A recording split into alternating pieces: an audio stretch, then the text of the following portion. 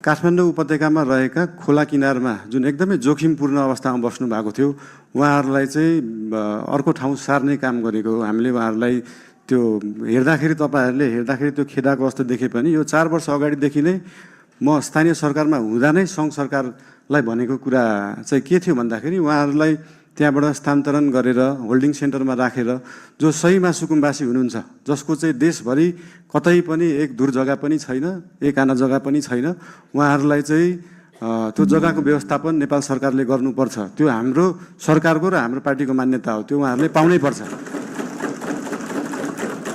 तर काठमाडौँ उपत्यकामा बसेकालाई किन एकदम प्रायोरिटी दिएर हटाइयो भन्दाखेरि विगतका धेरै वर्षहरूमा बाढी आउँदाखेरि उहाँहरूको घर डुबानमा पर्ने र उहाँहरूको स्वास्थ्य अवस्था पनि एकदमै नाजुक थियो। उहाँहरूको स्यानिटरी अवस्था, उहाँहरूको त्यो वासरुम टोयलेटको व्यवस्था त्यसको निकासा सिधै खोलामा थियो र उहाँहरूबाटै निस्केको त्यो फोहोरको दुर्गन्धले फेरि उहाँहरू नै बिरामी परिराख्नु भएको थियो।